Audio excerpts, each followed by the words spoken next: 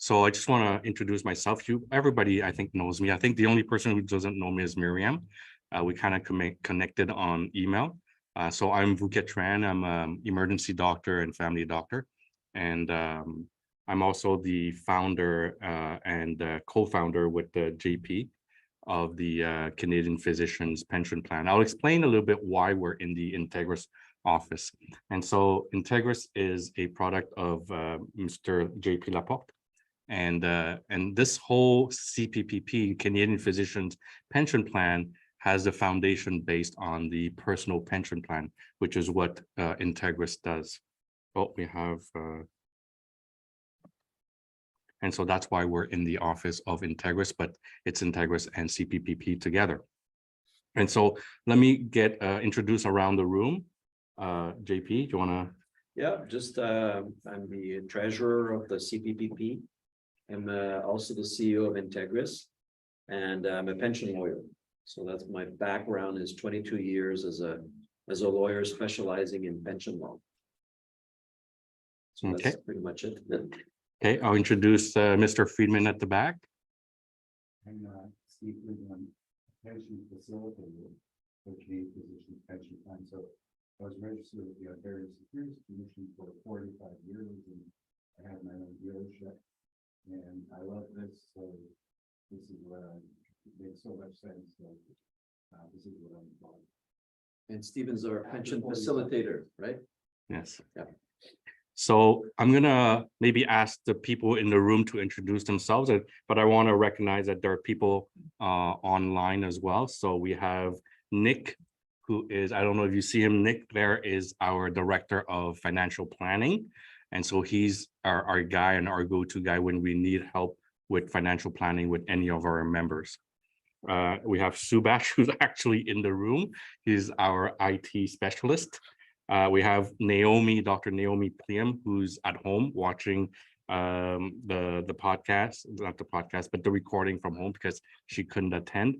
And we have Elena Hofstein. She's also, she's a estate lawyer. So thank you very much for those who are attending online. So how about I start in the room here?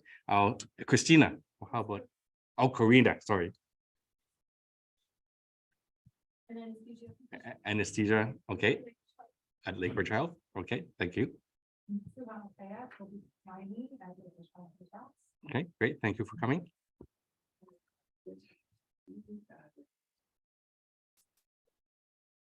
Thank you for coming.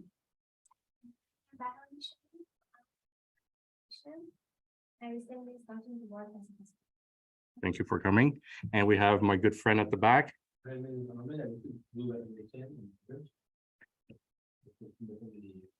Okay, so thank you very much, everyone, for coming. What we want to do tonight is really just to make sure that we explain the CPPP properly, what the structure looks like and how this can help you in your financial wellness and security immediately and in the future. So the Canadian Physicians Pension Plan is a program that JP and we co-developed because we felt that there was a need in the market. And for those of you who know what I do, I also do podcasts about personal finance. And I've always been a big believer that physicians need a pension plan, and we need a solid pension plan to take care of our future, because otherwise we're just working and working without ever feeling like we have a good financial safety net. And so we came out with the structure of the Canadian Physicians Pension Plan. So what really is the pension plan? The pension plan is a registered pension plan with the CRA. So this is fully endorsed by the CRA. It's legitimate and registered, and it provides a solid, predictable retirement income during our retirement years, similar to what the public pension plans are like for example, the teacher's pension plan, the HOOP or OMERS pension plan. In addition to that, because the pension plan is structured in a way that uses our MPC to fund it, it now gets a lot of additional features, tax features that we're going to talk about today. So we did it because when I started practicing medicine, which is 2020, so 22 years now, I've always asked myself the question, like, why don't we have a pension plan? Like, we're sort of not employees, but we work for the state, but we're contractors to the state. And that's why we've never had that relationship of employer-employee to get a pension plan. So we've never had one. And we need something that protects our future, because as you mentioned rightly so, Suha, we don't get a lot of training in personal finance. So a lot of us are doing things here, there. We think we're doing the right thing. We're planning for the future. We invest in this and that, and we invest in and we try to really build our own investment and our own retirement plan. Some of us do it better than others, and some of us don't do it well at all. And so we needed something that was really secure, registered, and solid. And so that's why we did it. And when I met JP and I signed on to the PPP, that's when I learned about the PPP. I learned about the PPP maybe 5 years ago and didn't really delve into it until probably 2 years ago. And then when I signed on with the PPP, I said, JP, I'm really happy that I've got my PPP, but what about all the other doctors? How do we do this Canada-wide for all the other doctors? Like, I'm very happy I have mine, but a lot of my colleagues are in the same situation as I am. How do we do this? And so we devised this plan, and I'll let you know, when I got my letter from the CRI that says, Dr. Vucatran, your Vucatran MPC is now registered for a pension plan. I can't tell you the amount of stress and peace that I felt immediately, because I knew that if I did this right, and all I have to do is follow a cookbook and contribute every year to this amount, I know that when I retire, I'll be taken care of. And that is very important, because I don't have to think about the ups and downs and what I need to do. Do I need to invest in stocks? Do I need to invest in crypto? Do I need to buy more real estate? What is it that I need to do? Okay, so welcome to the webinar. And you are Dr. Francis? Yeah. Welcome. I've just started. And so having that peace of mind was, I don't know how to express that. So I hope that we all get this type of feeling when we finally get our pension plan. So just to let you know about the Canadian Physicians Pension Plan, we decided to partner with the best in class. So Fidelity Investment and Fidelity Clearing is our custodian. So Fidelity is the biggest mutual fund company in the world, and they are our custodian. CI Financial is one of the biggest investment company in Canada. And what they do is we use them to invest in pension-like funds. Vector Global is another partner of ours. And Vector Global is the sponsor for the food tonight. So I want to make sure that I thank Vector Global for that. And Vector Global is a smaller portfolio management firm. And what they specialize is obviously in equities, but they also specialize in private equity. So things that we don't find on the stock market. And a lot of the pensions now, you will find that they invest in private equity as well. And we use Vector Global for that part of our portfolio. Industrial Alliance Financial Group are the actuaries behind the pension. And then we've got Integris Pension Management, which is JP, the CEO, and he's the one that is managing the pension plan, the personal pension plan, which will evolve into the Canadian pension plan, which we'll discuss in a minute. So this is, you get the highest level of creditor protection in Canada. A pension is protected from creditors that no other vehicle or financial vehicle allows, and even the RSP does not allow that type of creditor protection. So the CPPP is approved and regulated by the federal government of Canada and all provinces and territories. So this goes across Canada, all the way from the East Coast to the West Coast. And we really try to do it for every Canadian physicians in Canada.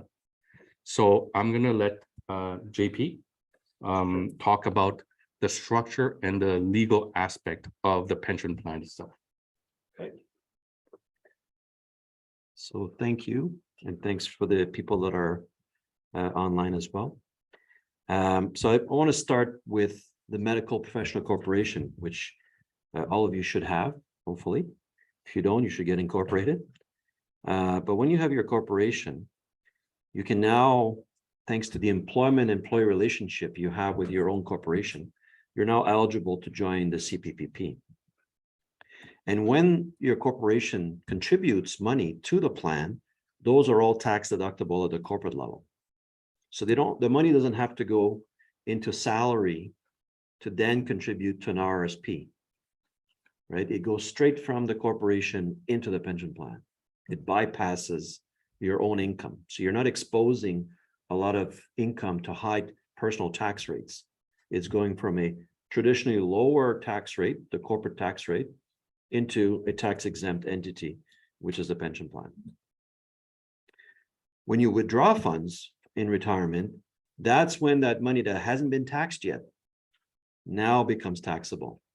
But luckily, because this is a pension plan, even then, those funds are eligible for tax minimization techniques like income splitting with a spouse. So people have spouses. When you're taking money out of the plan, you can allocate some of that to the tax return of your spouse, assuming you have a spouse with a lower income. And then the couple ends up paying less tax overall. So there are ways to minimize taxes. Another one is if you decide to retire outside of Canada and you became a non-resident, then the tax, instead of being 53.5%, which is what most high earners in Ontario are paying, the top rate, it drops to 15%, 1.5, instead of 53, because Canada has signed tax treaties with about 100 different countries. And they said, whenever someone's collecting Canadian pension income, we will only tax it at 15%. So that's a nice way of reducing your tax when you're in retirement. So let's, unless there's any questions about what I just set up to this point in time. Yes.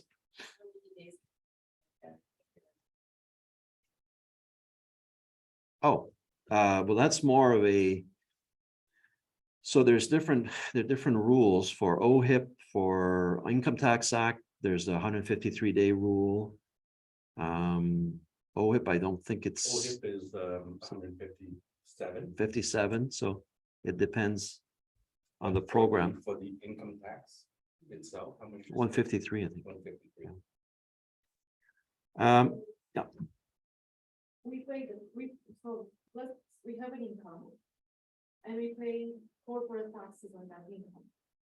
And then some part of the money that are left in the corporation. No. No.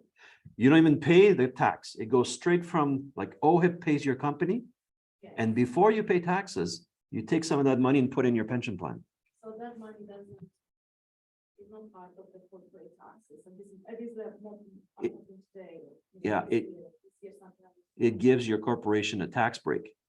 Okay. Yeah, it's kind of like when you have an RSP and you contribute to the RSP, you don't pay tax on that amount. Like, you can deduct it from your personal taxes. Here, it's a corporation that's doing it by putting money in the pension plan. It's the same principle. I understand that, but I still pay corporate taxes for the money that I'm drawing for RSP. So But this is different than the RSP, right? No, I understand. Yeah. But I want to make sure that I totally understand. Sure. First of all, I have an income of $200,000, Mhm. and that money comes into the corporation. And let's suppose I can put in a CPPP 50,000. So 200 minus 50,000, it will be 150,000 money left to the corporation that I'm going to pay corporate taxes on that money. Unless you have other deductions like salary. Yeah. Yeah. So that 50,000, I don't pay corporate taxes, I don't pay any other taxes on them. Correct. At the moment that I'm using them for the distribution. Yeah, exactly. So that's why, and you'll see that it's not just the annual contribution. There are a whole bunch of deductions that don't exist with RSPs, that only exist in the pension world. And that's why this is such a powerful tax minimization tool. And also you said that if I live in another country, I'm from Romania. So suppose I want to spend 6 months there and 6 months here on Italian. And you said I can withdraw money at a lower tax rate. What do you mean by that? If you become a non-resident of Canada. If I become a non-resident? Yeah. Okay, so if I decided to live there. You and I find come a- here to visit, A beautiful villa in Bucharest or Constanza on the sea, and you live there all the time. You might come and visit, but you live there, you're no longer a resident of Canada. That's when this low tax rate, that's when the low tax rate kicks in. Thank you. Okay, any other questions? Any, people are on mute online, so I don't know if they have questions, but let's keep going. Top 10 highlights. Well, first of all, it's 5 physicians for physicians. We also have an advisory council of physicians, which Vu didn't mention, but helping us, guide us as we're unfurling this or unrolling this in Canada. We can talk about that After, yeah. We offer the largest corporate tax deductions possible under the Income Tax Act over a lifetime. There's no other solution under the Income Tax Act that will give you as many tax deductions for retirement than a PPP. Okay, nothing. So this is the top of the line product if you're trying to find as many deductions as possible, which most people who are highly taxed do. We offer 7 additional tax deductions that don't exist for someone using an RRSP, and we'll get into that. There's a possibility to transfer all of this wealth tax-free to your spouse and your children, if you have children, so long as they're on the payroll of your medical corporation. So for a lot of people, the kids might be going to school, but part-time, they're helping out with books and records, the website, other things that come with running a corporation. If they're on the payroll, they can be made members of the plan. And if something were to happen to you and your spouse, heaven forbid, instead of having half the money taxed away, which is what will happen, it doesn't get taxed under the PPP, under the CPPP. And we'll get into the details because that's a big one. And of course, if you're allowed to contribute more and money is growing tax sheltered inside the plan, then you're going to have more savings for retirement. That's just a mathematical certainty. We can even get life insurance as an asset class to beef up the returns of the pension plan using tax deductible dollars. So I won't get into that because we have some slides that deal with that later on. It's more flexible than other solutions like individual pension plan. You might have heard of the acronym IPP or multi-employer pension plan, MEP. You may or may not. There's some people out there that are talking about these solutions. Ours is better, and we have some tables to show that. We provide a wider range of investment options than under an RSP, and that's because of the law. The RSPs are governed by what are called the qualifying investment rules. So it's a laundry list of types of investments you're allowed to use, like stocks and bonds on the stock market, for example, mutual fund units. But with a pension plan, you can go beyond that into other asset classes. That's why Hoop and OMERS and all these multi-billion-dollar pension plans only have a small portion of their money in the public stock market. Most of their money now is in alternatives, right? Because they've gone beyond what everyone else is doing. Professional management, like we don't touch the money. It's the money managers that Vu was talking about. Very low investment fees because we were able to negotiate institutional pricing, even though none of you in the room warrant, you don't have enough money to get institutional pricing, but you do through us because of the group collective effort. So that's a big coup. And it's great for starting a long-term family pension if you have children that eventually are going to get older and can be put on the payroll. So the CPPP is really for the physician and your family. It's not for your patients. You do enough for your patients or your staff. This is for you. Because it's really time for the physicians across the country to start caring about themselves. They do enough for the rest of the general public. Because of everything I've talked about so far, given that the law allows for a larger contribution room under the CPPP than other solutions, Over time, this is a heuristic graph. Over time, if you're allowed to put more money and it's all growing at the same rate of return, right? There's no difference in what you're investing in. Well, you're going to end up with a lot more money. That's just, like I said, it's basic math. So let's talk a little bit about the intergenerational wealth transfer, because it's probably the most powerful tax planning solution that's unique to pensions. It's great to have an RSP, and if you pass away, you're allowed to do a rollover to a spouse. No tax on death goes to the spouse. But what happens when both pass away at the same time? Well, we have what's called a deemed disposition. This is a taxable event. The CRA, the Income Tax Act, assumes that you sold everything at fair market value the day before you died, and now your estate has got a big tax bill. That's how the taxman gets you. And this applies to RSPs, it applies to RIFs, it applies to shares of your private company. There's no real hiding. You can buy insurance and use the insurance money to pay off the taxman, or you can do a pension and create surplus. So what's amazing with pension rules is that the money is put in a pension fund that's tax exempt, and it's there to make sure there's enough money to pay you a pension.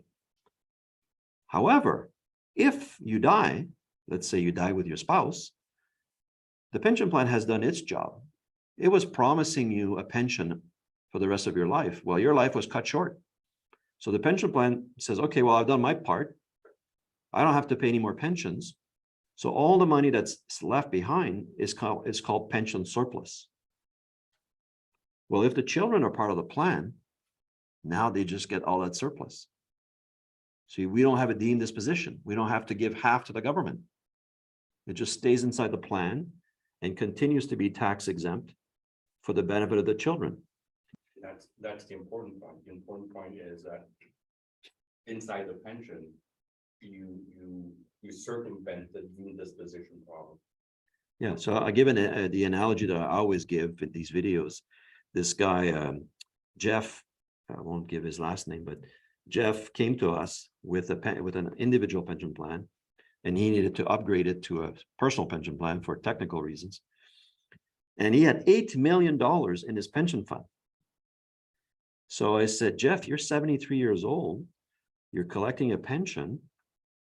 You know that if you die tomorrow, given that you don't have a spouse, there's no rollover, the government's going to take $4 million. Right? Deemed disposition. He goes, yeah. So I said, well, Jeff, don't you have any kids that are working in the family business?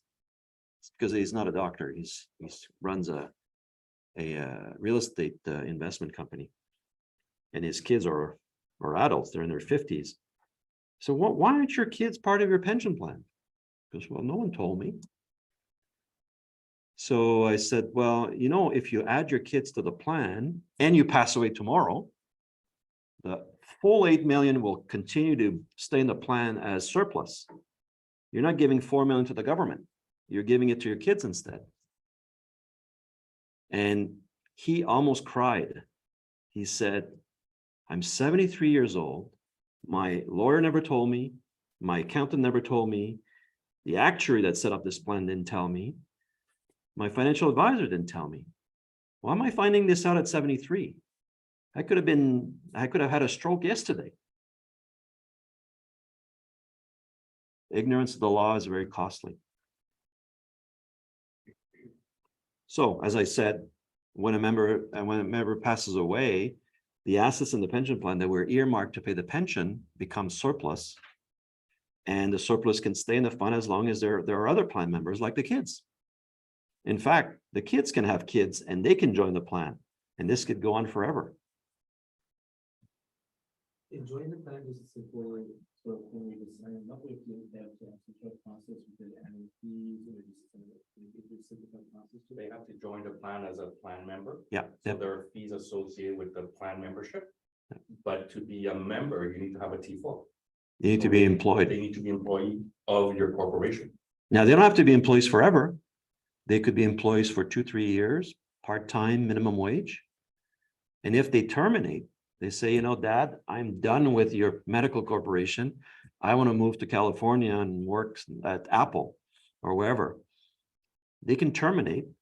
And the only thing they need to do is we're going to give them a piece of paper saying, what do you want to do with your pension money? Your tiny little pension money, because they've only been there minimum wage 2 years, right? So they have a tiny entitlement.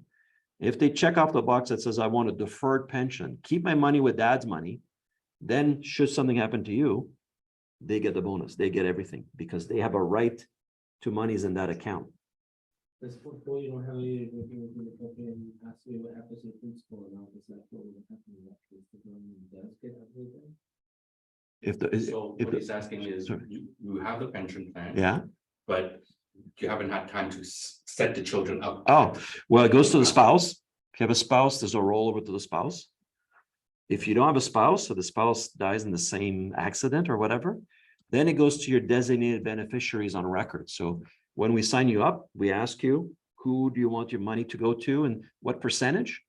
You can also even add a hospital if you want, or a charitable foundation as a beneficiary. So given that there's no spouse, we look at that and we pay off the people that you've told us to pay it to. So it stays in the family. Yeah, please. That same as trustee, but when I filled out the application, there was like, I got confused, there's beneficiaries and then there's trustees. Completely different. Okay. Yeah, the trustees are the people that are supposed to hang on to the money for the pension plan. Because in order to protect that money from creditors, you have to create a trust. Right? It's a pension trust, so you need trustees. But those three individuals are completely different from the beneficiaries, which normally would be children or family members. It could, people could wear both hats. It's possible technically to be a child and be asked to be a trustee, but Yeah, so trustee mean that they're the one that look after the safeguard of the fund, but they are not beneficiaries. yeah, Their work is to safeguard the money. Yeah. The beneficiaries are the people who will receive the money.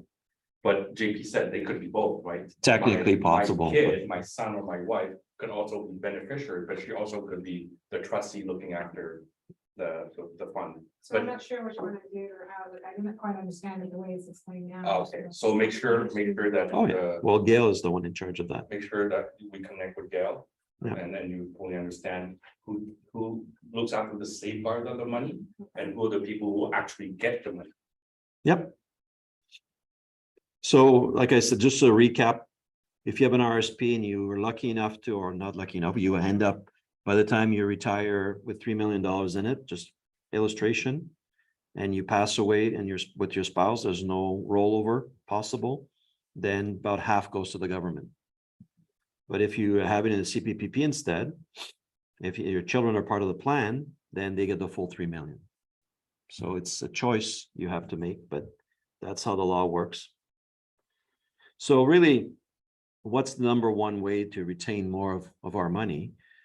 Well, it's to protect it from taxation, because taxation is the largest, biggest destroyer of wealth. You know, when you're taxed at 53.5%, you're like on a treadmill, working, and then more than half the money is disappearing all the time. So it's hard to see the money accumulate.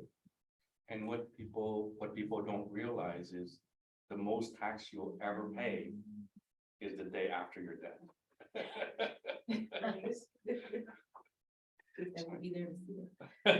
But your family and your state will lose half of it, right?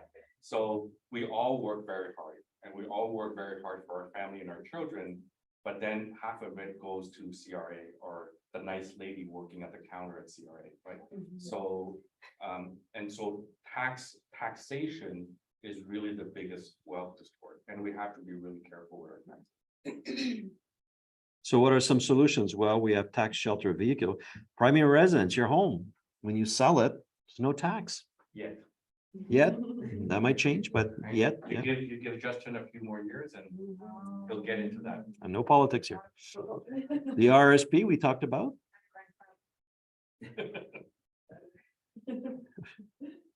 TFSA, tax-free savings account, great tool, except that the annual limit is $6,000.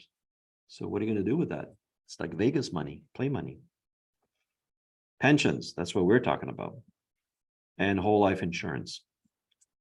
Well, whole life, permanent life. We should have put permanent life, but whole life. The problem is that 98% of us Canadians are using the RSP because that's all we've been told.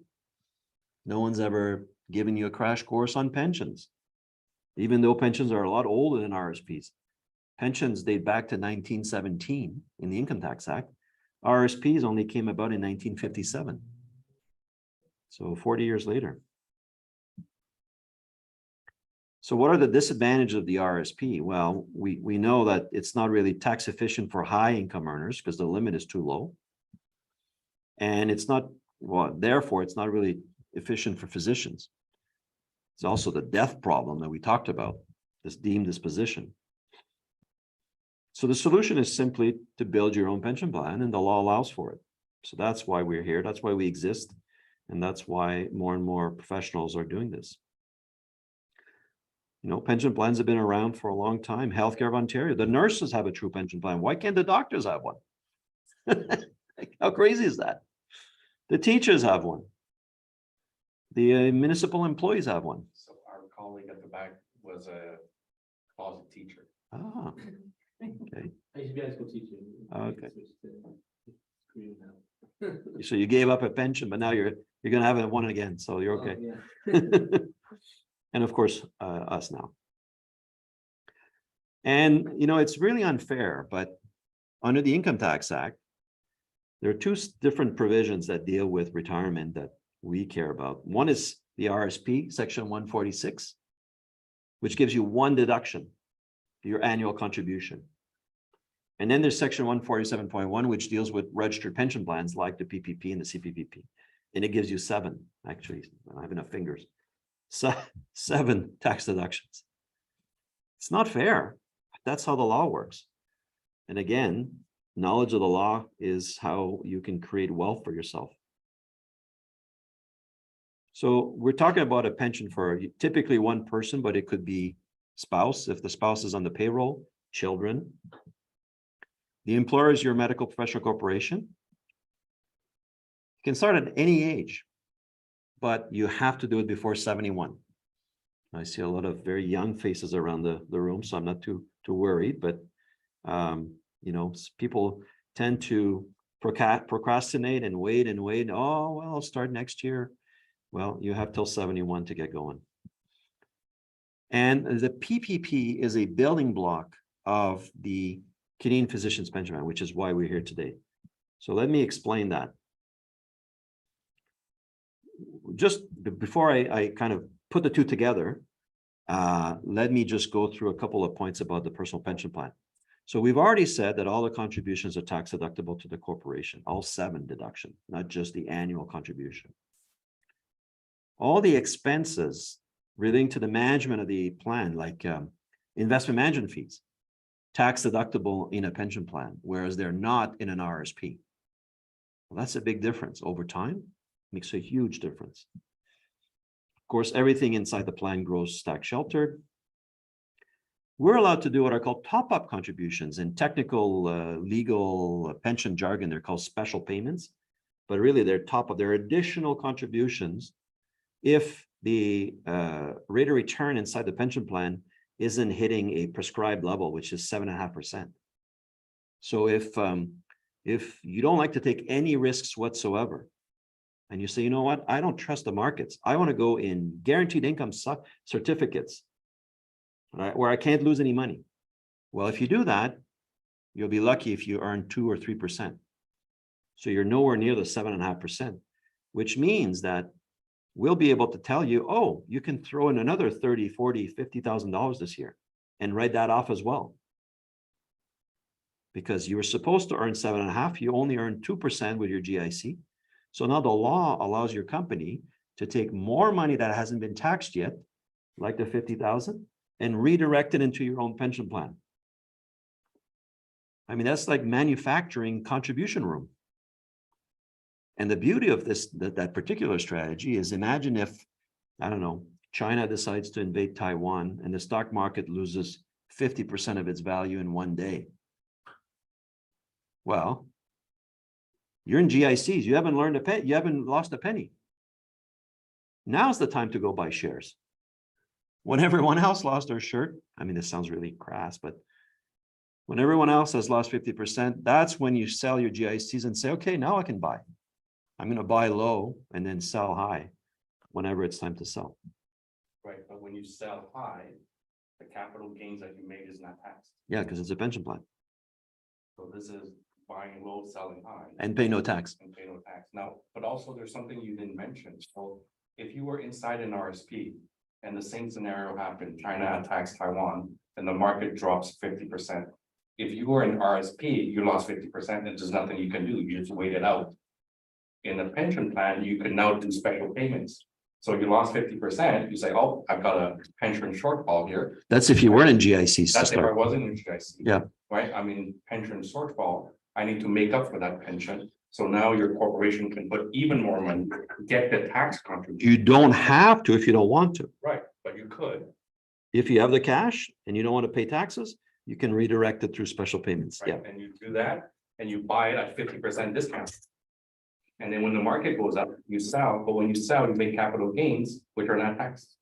So you can't do that type of thing inside an RSP. No, you can just pray. Past service contribution is if some of you have been collecting a salary from your own medical professional corporation over the past few years, we can retroactively pick up those years and create another corporate tax deduction. That's called a past service contribution. So if you're all doing dividends, 100% dividends, stop and start taking some salary. So I'll give you an example what that means. I created my pension plan in 2020, but I incorporated in 2012. So I've been working for 8 years and I paid myself a salary, but I only created my pension in 2020. So now I could buy back all the previous year's contribution in 2020. And all those contributions that I made in 2020, I get a tax. Are you at liberty to share what you got? I put in 195,000. So that's an extra deduction on top of the annual contribution. That year in 2020, I put in 37,000. And then I bought back all the previous years, which was 195. So in total, in 2020, my corporation contributed 220 something thousand. So you didn't pay a lot of tax that year, right? No, So do you have to use that credit right away when No. you need it, or you can do it over time? no. You can do it when you have the extra income You have room. and you're looking for deductions. You can, Yeah. and you have 15 years to amortize that amount. Yeah, you don't have to do it also. Yeah, it's You complete. could have the room sitting there. We also have pension income splitting with a spouse before age 65. The law in Canada says that you have to be 65 to split your RIF income with a spouse. Not so with us. With us, because it's a pension plan and not an RSP, we can do it at any age. So if you want to start splitting your pension income at 55, 60, 62, no problem. So I'll let my colleague at the back know. I plan to retire at age 55. I'm in. So if I retire at age 55 and I start, withdrawing from the pension, I can income split with Susan. Right, at age 55, I don't have to wait 65. So 25 more years to go, right? 25, no. He looks like he's 18, eh? Yeah. So you can also do accelerated funding if you want to retire early. When I say retire, I don't mean hang up your stethoscope. I mean, stop taking a salary from your corporation and turn on the pension. You're still working, still billing OHIP, still collecting dividends because you're a shareholder of your own company. So your standard of living doesn't change. But by triggering early retirement, quote unquote, we're able to create additional tax deductions within your corporation. And some of these are extremely large.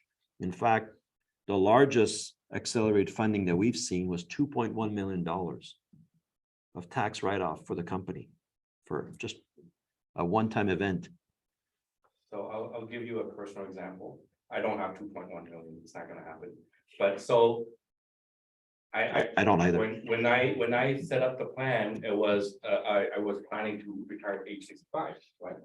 But I just said to you guys, I plan to retire at age 55, retire at age 55. So I've got 10 years of shortfall. My pension is shortfall by 10 years. So this terminal funding, what it means is that I can now use 10 years of contribution that at age 55, I can put one lump sum if I wanted to, or I can amortize it over 15 years. But should I do that, then in my case, in my scenario, in my illustration, it comes out to about 550,000. Right? So at age 55, I could, if I had the money, Or you could borrow the money. or I could borrow the money, or beg on the street, something, but I could put 550,000 in at age 55. And that would make up for the gap. And that 550 would be tax deductible, of course, to the corporate income. The beautiful thing is I start taking a pension, so I have regular payments. But I decide not to retire. I decide to work whenever I want, and I just want to do 2 shifts a week. Or maybe I'll come and work for you at your hospital, and I'll just do 1 week out of 4, right? So something like that. So I'm still gonna make OHIP money.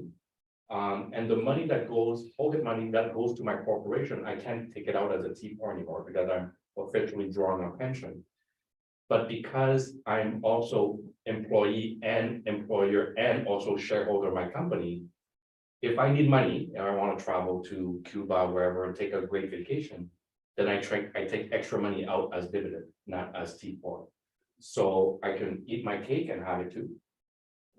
And I could do FIRE early. So you guys heard of the FIRE movement?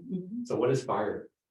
Was it financial independence, retire early? Yes, but my version of FIRE is financially independent, recreational employment. So I'm gonna work whenever and however I want to work. So the terminal funding is very powerful because I can decide at age 55, I want to be FIRE. And like he said, I'm not gonna retire my stethoscope, I just want to work less. And I want to work whenever I want to work. Yeah. But I don't have to worry about the monthly cash flow coming in because I've got a steady pension money coming, It helps with burnout. and it helps with. Any questions about it? I'm throwing a lot of stuff at you. So any questions? No? Okay.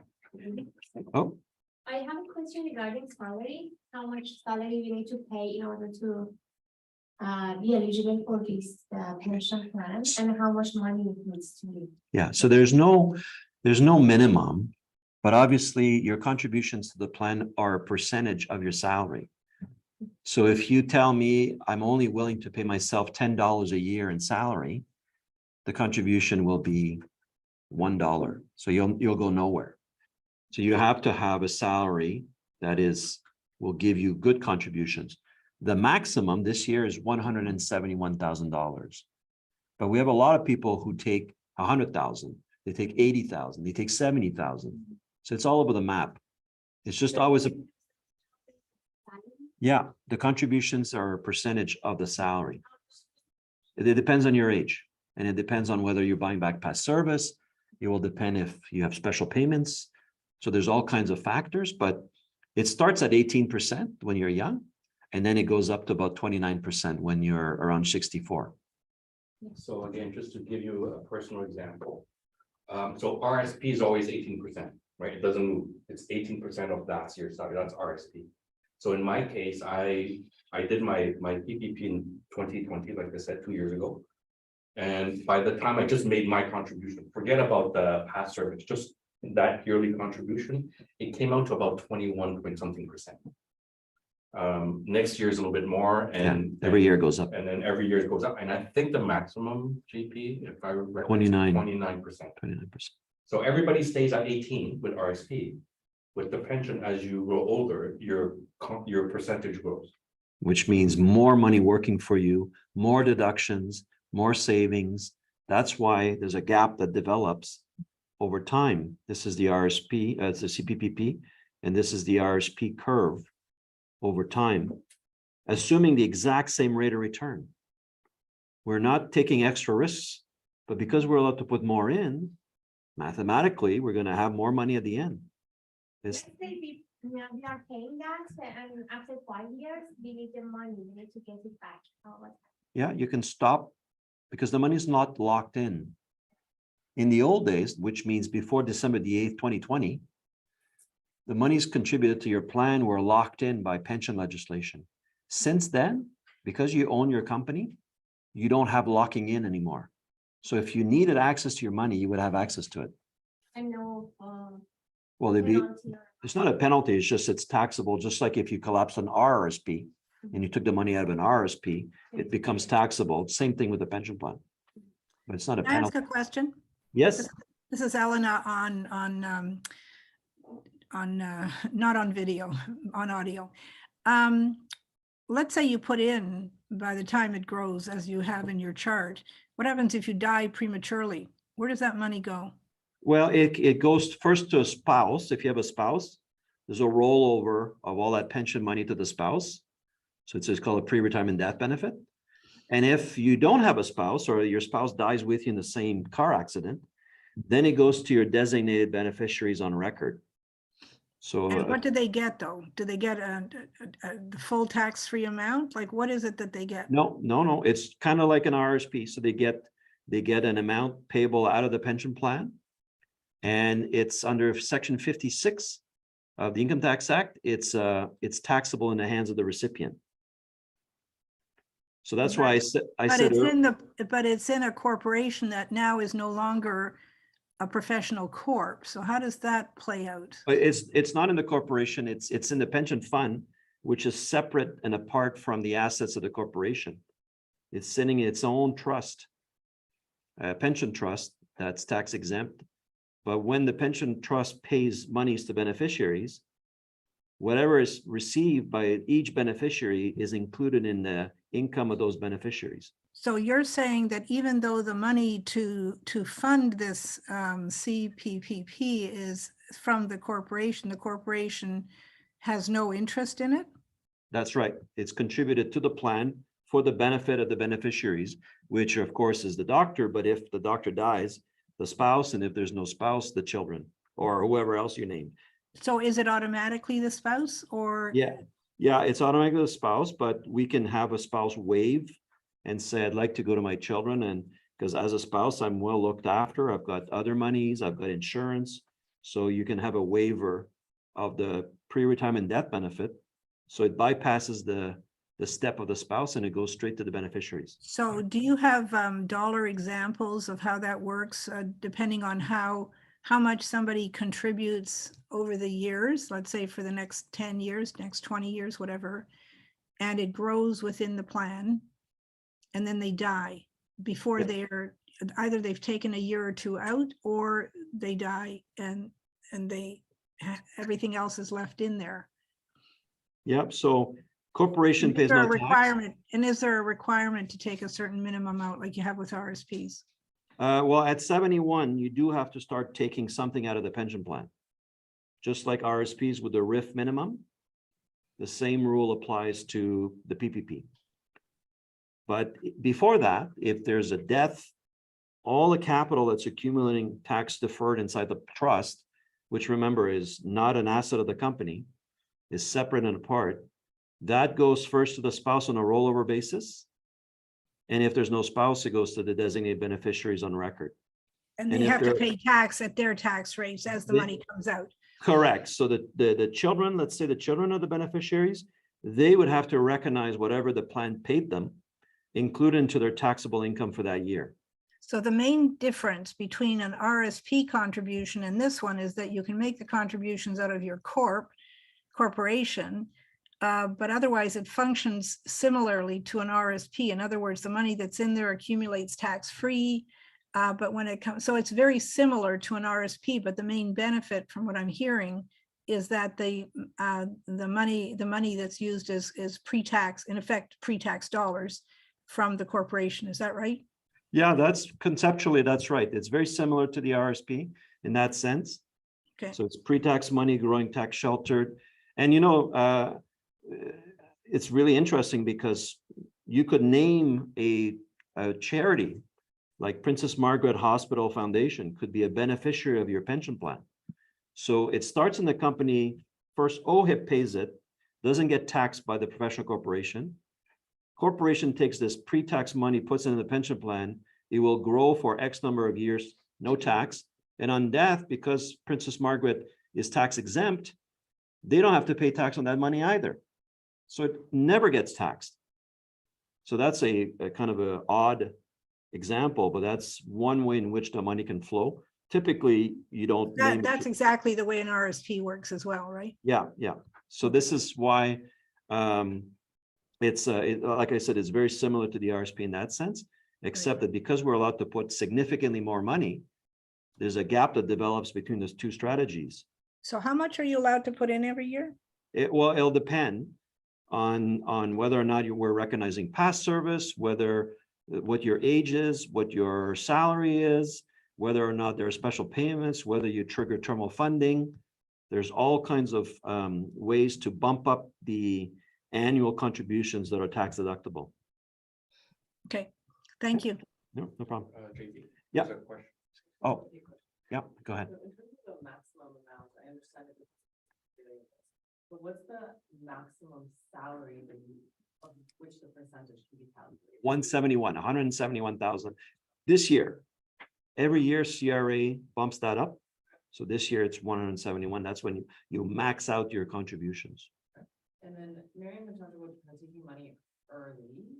So can you say, okay, 5 years from now, I need to pause, I can't make any more contributions and some catastrophic thing happens and I need a bit of that money. Can you withdraw it without triggering the pension? Like, Yes. or what, like, kind of once you start taking it out. So you always retain the power, the corporate power to collapse the plan. It's called winding up. So you as the shareholder or president, director of your own corporation, pass a resolution that says this plan is terminated. Okay. So now we have to disperse the money, right? There's no pension anymore because we kill the plan. So now you have access to your money. But then say 2 years later, you can start contributing again. Well, in that case, what I would do is so it depends. There might be surplus, for example, on the plan. You can always pull out surplus at any time. We can amend the benefits to create surplus, reduce the promised pension that creates surplus. It's not really designed to be a savings, like a ready access checking account, right? You can stop making contributions. You can ignore contributions. So if cash flow is tight, you don't have to put money in. Even if there's an opportunity to do special payments, you can ignore those. You can withdraw money from the plan as well, but it's not designed to be a ready source of cash, right? That's what TFSAs and other, yeah. Sorry, did you have another question before? Okay.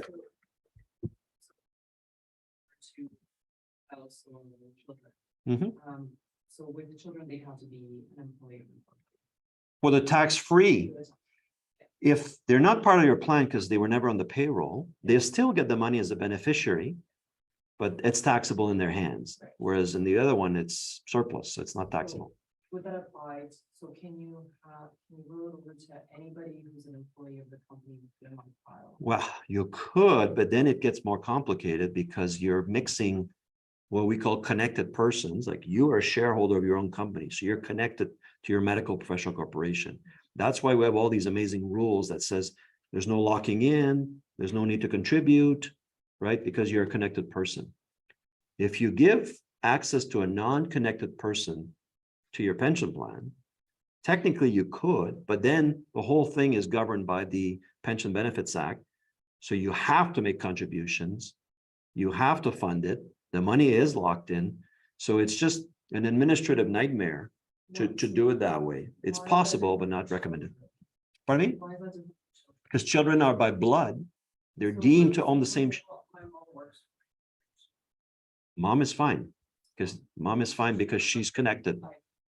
Yeah, but not like, let's say you have a key employee that's on the pay. You can, but I wouldn't recommend it. Yeah. Yeah, for mom, no problem. She's connected. Yeah, it can go to her. Yeah, so she'll have all your money with no tax. Question, and then the gentleman there. Good question here. So RSPs, let's say the max per year, whatever, 29,000 or so. Yeah. So under the right circumstance, certain age, people are a little older, they're making them 170 and that. What would, they could put up into what? 40? About 18,000 at 64. Right. That's where the gap is the largest. Right. So that's about an extra $18,000 on top of the RSP max. You're looking at 47, 48,000. Yeah, this year, it keeps going So up. that's what the gap is.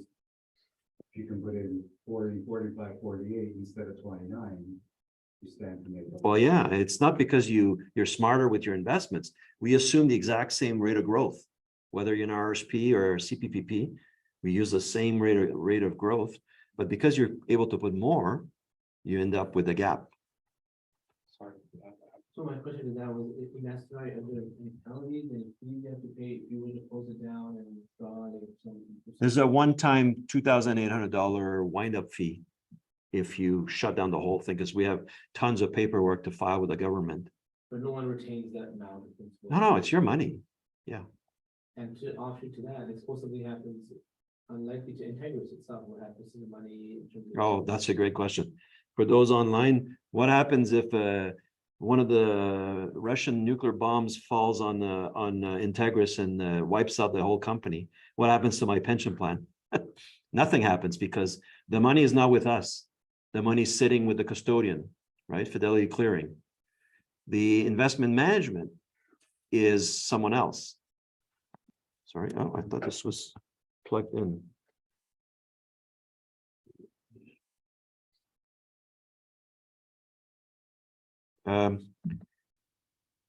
The investment management is with someone else. We're not managing the assets. The plan itself is registered with the government. So if you said, I don't like this PPP, I want to turn it into a different kind of thing, you can amend it and change it. You can wind it up like we talked about before. So we're nuclear proof. Your money is not at risk. That's the beauty of it. We've engineered it that way. So neither JP or me are managing your money. Yep. It's CI, it's Vector Global. So what happens with the money that already is in your RRSP? Well, you can transfer it into the CPPP.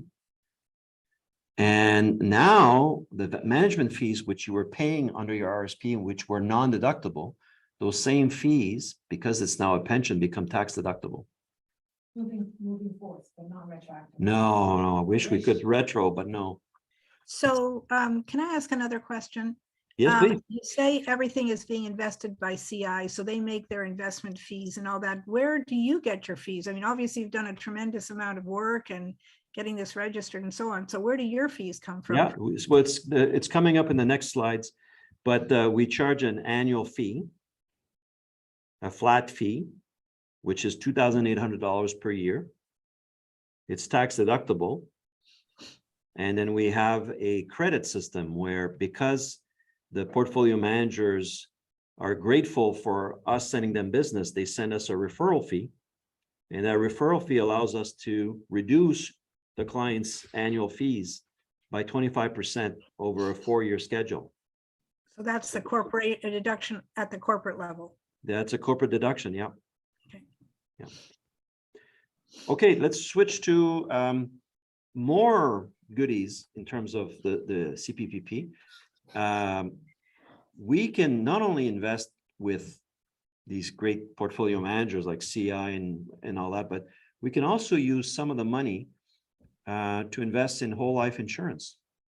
Right? I don't know if you guys are all familiar, if you already have a permanent life insurance policy, you may or may not, but what's great about permanent life insurance is that it provides a safe and stable investment because the insurance company is the ones that investing the money, and it's kind of like a guaranteed amount. It's not So we're talking particularly about the participating whole life. whole life, yeah. Okay, so the participating is you're participating in the carrier's portfolio. So if it's Sun Life, you're participating in Sun Life investment. If it's Canada Life, then you're participating in so you're essentially getting Sun Life dividends, or you're getting Canada Life dividend or Manulife dividend. That's what Yeah. that participating means. Yeah, and they've been paying those dividends for what, 100 years, 120. 120 years without fail.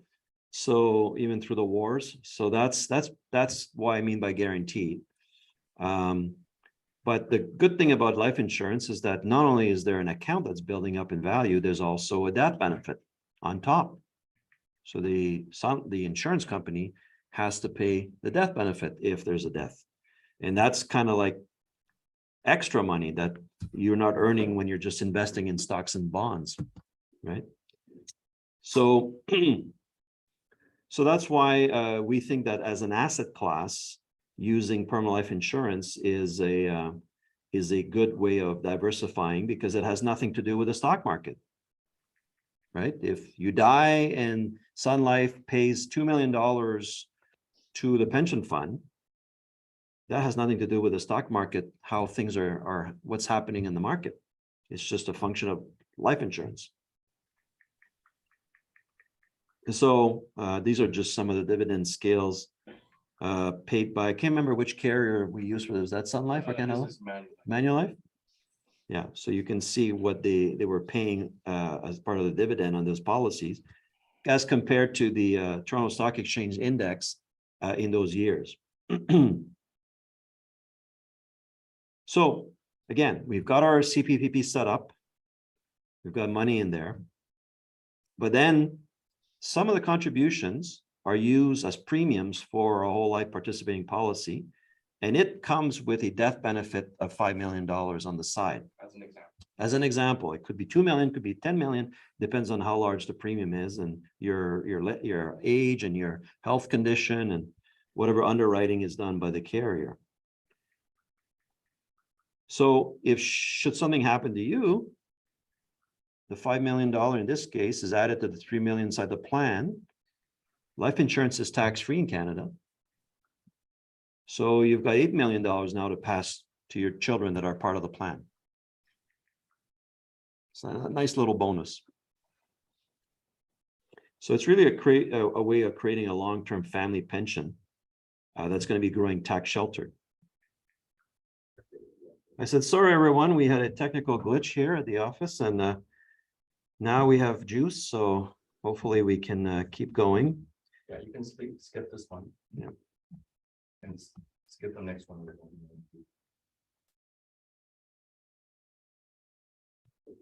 It's just 2 slides with mathematical calculation of the same concept, but.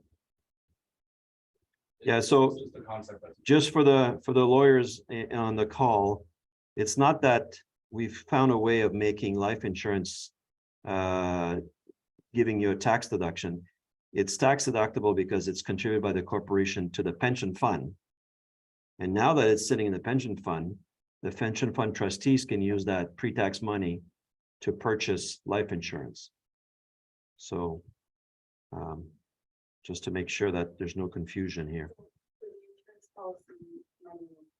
Is that in the defined 29% contribution or No, that's it's- over and above? No, that's within, remember we had that 50,000? Yeah. Well, that 50,000 was already calculated. It's just that, how do we allocate the 50,000? You can skip this one too. if you- Okay. Yeah. Yeah, that's a surplus. Who would get your pension fund rolled over to the town, which then we could take out on a yearly basis. Based on their pension. All based on their pension. Yeah. But what about that life insurance? Or like the amount for your It's insurance? for? inside the pension. But would they not be able to take that out tax free? No, it's inside the pension. So when they take it out, they'll be taxed at their pension, but the entire money goes into the pension. That gets taxed. When they take it out, they'll be taxed at the cash that they withdraw. So is it like another business benefit? You want to answer that? Yes. We have an answer for that. Yes. So on paper, it looks right. Like I'd rather get $1 million tax-free than having $1 million put into my pension plan. And then when it comes out, I have to pay tax on it, right? The problem is this, we don't know when death's gonna happen. So if death occurs when you're young, if I have $1 million in a pension plan that's going to be growing tax-free from age 20 to age 70 or whenever I start paying taxes on it, there's going to be significantly more money than if I received $1 million tax-free. And now for the next 50 years, I have to invest it in taxable accounts. Right?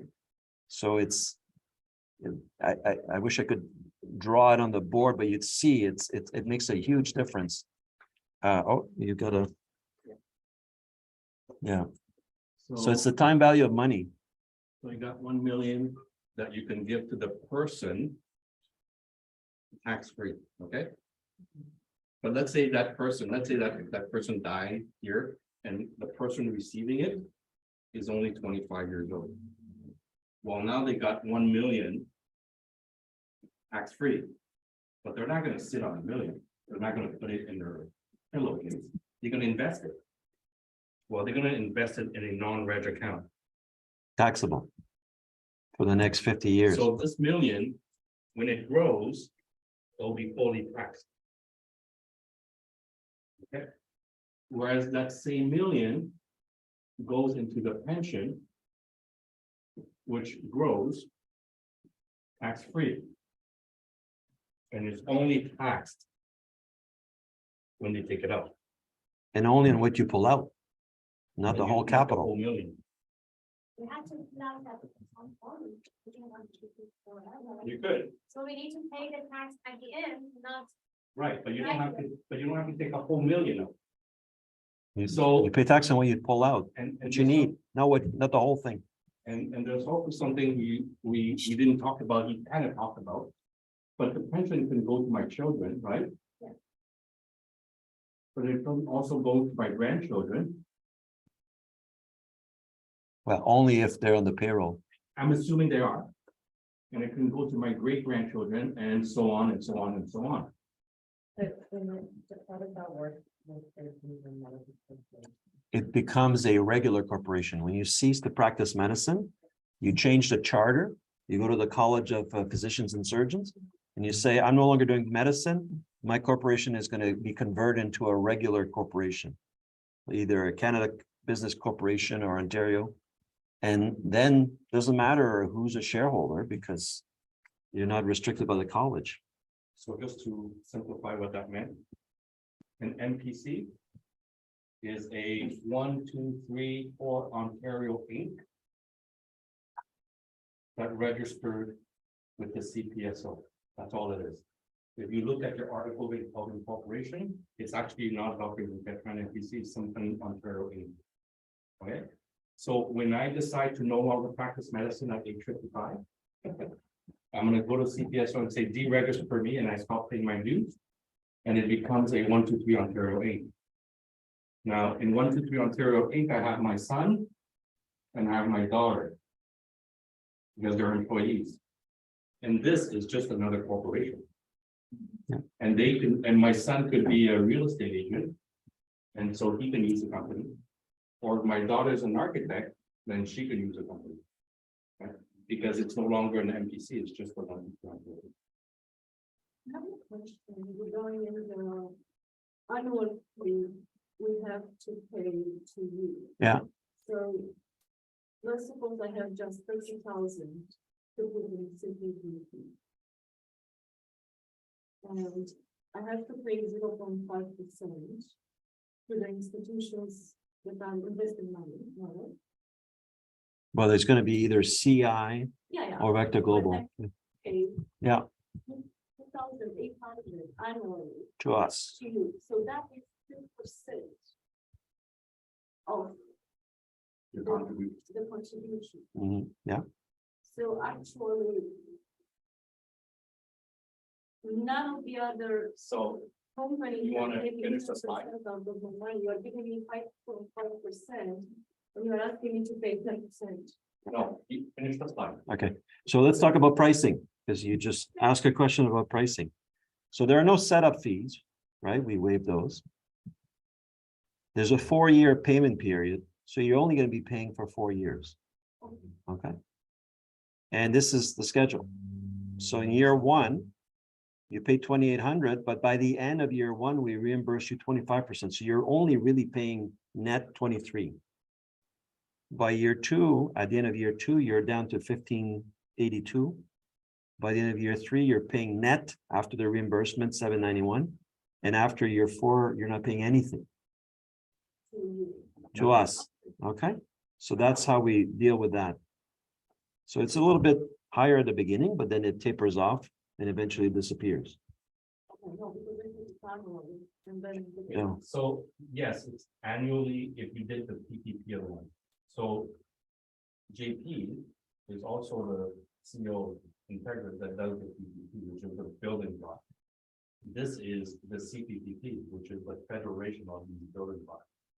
And because of the economies of scale and because of grouping our full money together, we can structure it so that after 4 years, the members pay money.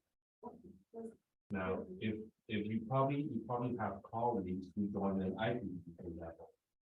Well, the IPP, they don't have a similar thing. They have to pay annually for the next 50, 60, 70 years, whatever. So to your point, yes, that's continuing. With us, after 4 years, we waive that. Many of us, we do investment, so we don't have, we don't pay anything. So that's the reason I'm asking them, but it's fair to give you, you know. Remember that because you have access to 7 tax deductions that you otherwise don't have. Right? Past service, current service, RSP double dip, special payments, terminal funding, fee deductibility. All of that creates value that you didn't have before. That will be significantly more than $2,800. No, I understand you pay for 4 years, but if you pay for 20 years. Yeah, but even if it was 20 years, like PPP customers pay the full rate every year because all the tax deductions create tax savings, which you don't have with an RSP. So it covers it, it auto finances itself. When you 500,000, you pay 2,800 years. But when you pay 50,000, when you pay 2,800 a year, it's not okay. So You can look at it that way, but I'm going to Yeah. show you something. but in 4 years, I am just. It's But free even if anyway. you were paying for 20 years, let's just say we pay for 20 years.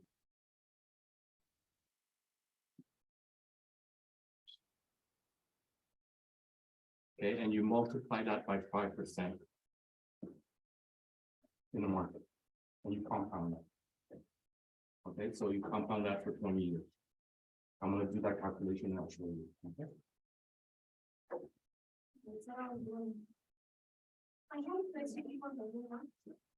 So in order for eligibility for this pension plan, you really to change our corporation from professional to the regular corporation? No, it's good now. This was a point about what happens to my children when you die and there's no more medicine. Yeah, that's like, Because at the moment, you know, relatives are, you know, yeah, but you don't have to have it on the payroll. That's just an extra benefit of being able to pass your wealth without tax on death, which you don't have with the way you're doing it right now, which is keeping the money in the corporation or putting it in an RSP. In both those situations, on death, there's a deemed disposition, unless you can do a rollover to a spouse. they can change their corporation. Yeah, so that a medical professional corporation, when the doctor dies, we can change the corporation to a regular corporation and continue with the corporation. That's what Dr. Tran was saying. It's just a corporation. Just so happens that there are extra rules imposed by the college, making it a medical corporation. Yeah. So are you done with your math there? I'm doing it.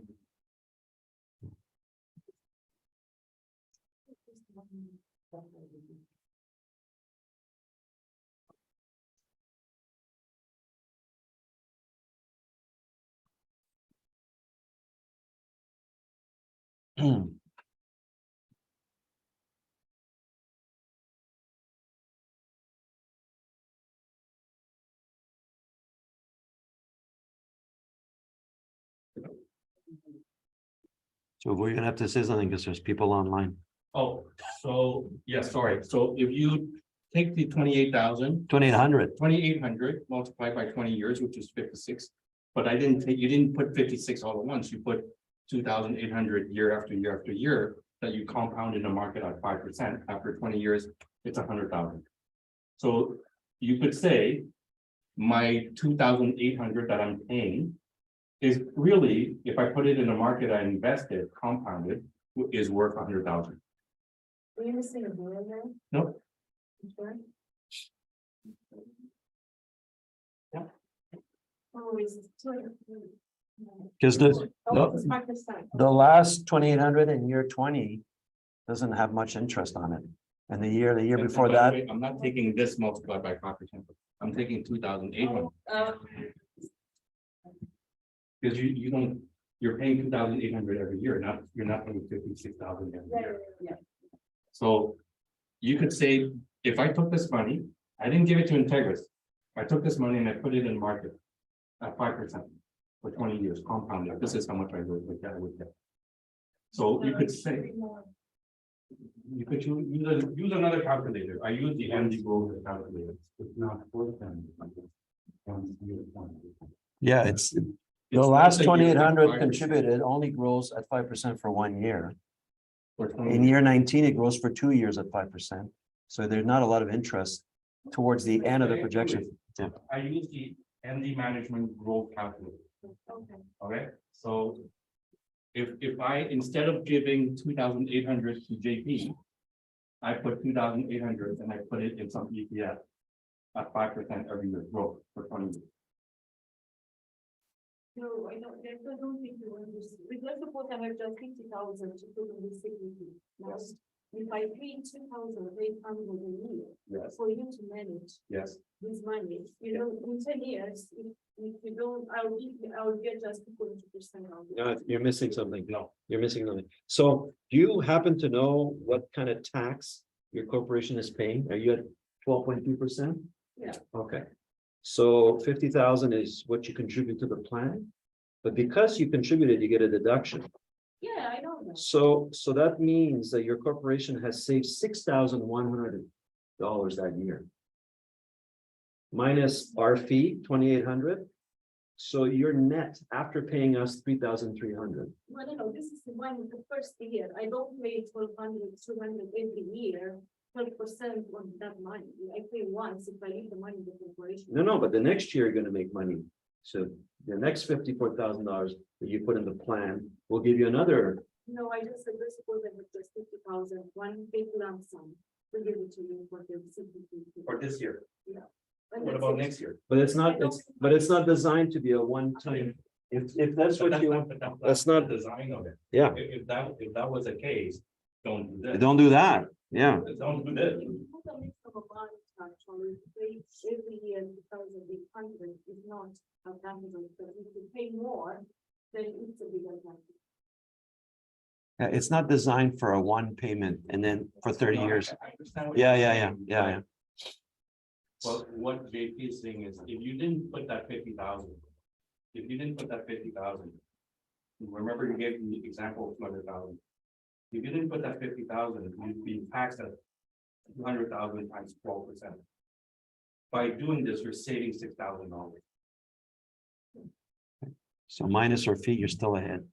So that's why it auto finances itself every year. No, it's after 4 years. you don't pay. Well, that too. That's on top. That's gravy on top.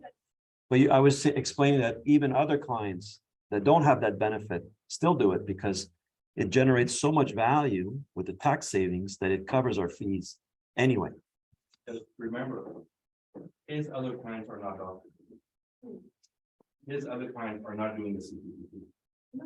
So even his other clients who is not getting this 4-year deduction are still doing it. Yeah, it's or else people wouldn't sign up. Okay, so getting started. Well, we always start with a complimentary illustration because we want to know what your numbers are. Yeah, I think we lost some. Must be one. Everybody logged off from online, not sure what happened. Okay. Well, it's being recorded, so we'll send them the 2 segments and they won't miss this part. So we start with an illustration because we want to know how much can you contribute for past income if you had salaries in the past. We want to know how much we want to do from now into the future. We want to see all those tax deductions. What is that worth in terms of tax savings? And then we want to know what you can expect in retirement because it's a formula. So that helps with financial planning. And of course, if there are spouses or children to add to the plan, then we'd like to quantify that as well, because then you can see how much more is saved should disaster occur. So there's a lot more. I mean, we can't cover everything in a introductory webinar, but so the best way is to visit us and to speak with our facilitators. Like it was Stephen is sitting in the back of the room. His email is here. But if you just go on the site, there's a little I think most of you might have used it, where you can say contact me, put your phone number or your email address, and Stephen will be in touch and start collecting the information to produce an illustration. And that's the website. And just wrapping up, this is one of Dr. Tran's favorite saying, everyone deserves a pension. Well, now it's possible. Now it's possible for physicians to have their own pension. It's too bad that the Canadian Medical Association didn't create one in the last 100 years. It's a big letdown. I know. Oh, well. Yeah. Someone got paid a bonus, just not you. So it's heartbreaking, but it's okay. What is the minimum amount to sell? Minimum amount of what? Salary? Yeah. Like I said, there's no real minimum. We say you should at least have like $60,000 to $70,000 of salary paid by your corporation. That you guys don't require a minimum amount, right? Of assets? I'm already paying myself a salary, whatever I'm doing, you're gonna. Yeah, what JP is saying is if you're paying yourself less than 60,000. 60,000. If you're paying yourself less than, it's not worth paying us 2,000. Yeah. That's what it's, Even though that thing disappears, Yeah. it's not really, it's not worth it. well, And then, one more thing, sorry. If I'm paying myself, just to use a round number, 100,000, and the amount that can be paid out is 20,000. I pay myself 100,000, and then the corporation pays me 20,000, or I pay myself 80,000 and you pay 20,000. So your corporation, if you're paying yourself 100,000 in salary, Yeah. your corporation is making more than that. Yeah, right. So let's just say your corporation is making 200. Right. You pay 20 to the pension. Okay. That leaves you 180. Okay. Out of that 180, you pay yourself 100. Okay. And then your corporation is left with 80. Yeah. And it gets taxed at 80. Yeah. Because the corporation takes the contribution. Yeah, that's Yeah. the beauty of it, Yeah. right? So the beauty is the corporation pays for your pension. okay. So what about all the benefits, all the, like the contribution for previous years, or how you determine what year you're gonna sort of retire, and what makes financial sense, all, is this all advice that you give us as part of your annual fee that we pay you, like you give us guidance in terms of like how to Yes. approach this and Yep. do So- your So I don't know if you, planning, so to speak? I don't know where you are with the process. Thank you. So when you get an initial illustration, right? So I You got get the an initial illustration. Well, that illustration tells you age 45, age 55, age 60, 65, et cetera, right? It tells you all that. And then once you finally sign on and say, I want to join as a CPPP member, they give you an official full detailed. So we're not quite there yet, but we're getting there. But once you get that, every year, again, if you have taxation questions, you ask your accountant, your accountant will ask you for sure. And JP will ask you. Integris will ask you. You will work with your financial planner, right, if you have one. And your financial planner will have questions about pension. They'll call Integris, you call Integris will also deal with them. Yeah, And if you're, your knowledge, your knowledge base is more than my, like, accountant. like, no, so we will, based on this. so we will deal with your accountant. Okay, so but are you going to be giving us sort of guidance, like proactively, or are you Yes. gonna wait for me to say, hey? No. what do I do now? So what did you do with one of your clients when the market dropped in March? Yeah, so give you an example of proactive. So when the COVID hit in 2020, the stock market over a month lost about 30%. So what we did, we didn't wait for clients to call us. We checked with the actuaries and we said, hey, if we were to measure the health of our clients' pension plans now, based on these low market values, how much more money could they put in the form of special payments? Right? So we did all the calculations for all the clients. We contacted them and said, hey, would you like another $100,000 deduction this year? We can do a special payment. And they said, no, I don't have the cash, or yeah, I had a great year. Let's put it in. So that's an example of us being proactive. Yeah. So now that I've signed up, I've given all my numbers and stuff, I'm waiting for input now, I guess, on how to move forward. So once you got everything, we give everything to, remember, Industrial Alliance. Right, They do all the calculation. It comes to JP. JP reviews all that, make sure everything is good. And then there is a discussion between yourself and I think it's Nick now, right? Yeah. Yeah, so there's gonna be a discussion between you and Nick, who's on the line. And it's gonna go through the entire thing with you. okay. That's good. Yeah, because we know doctors are very busy. And we don't know this. Plus, we don't do very good with numbers. So bad. Well, it's not just that. This is more complicated than just that, right? As you can understand. There's many levels of taxation. Right? So. Yeah. Question. Oh, Question about down the line, say I think we do 10 years, and then I decided to leave Canada for whatever reason. Yeah. And become a non-resident, either permanent or temporary, but I haven't retired and I don't want to start paying myself out of pension. yeah, yeah, Can the money just? yeah. stay It just stays in the plan. Nope. One day if it comes Canada or go to Canada and say, "Woman, pension out," it starts. Yeah. When you trigger it.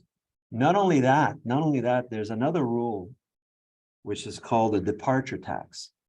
So departure tax is the last deemed disposition if you become a non-resident of Canada. And what they do is kind of like death. They say, oh, you left the country. We're going to measure all your assets at fair market value compared to what you paid for them, and the gain is going to be taxable.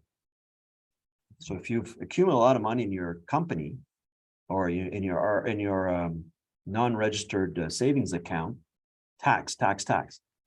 However, there is an exception to the rule, and that's what we call exempt assets. So RRSPs are exempt assets and PPPs are exempt assets.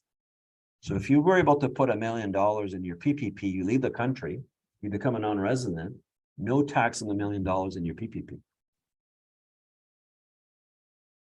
What assets are taxed? Everything else, like Except if I'm resident. After being done. I don't know. I'd have to check. I don't think so. I don't think it's taxed, but like if you own buildings, if you own real estate, if you own companies, if you own shares in the stock market, it's all taxable. But not exempt assets. But now with the PPP, the PPP is an exempt asset. So I could stay here all night talking about this stuff, but I know you guys have to go. So we're going to cap it off here, but I'm going to stick around another 10 minutes. So if anyone has any questions, please, but I'm going to let these people go. So good night, guys. Thank you. And we'll. Oh, I want to say something. on the record, I'm on the record, or can I turn off the? turn it off. Okay. How many of you think that the Ontario teachers and pension plan is a great plan? Well, relative to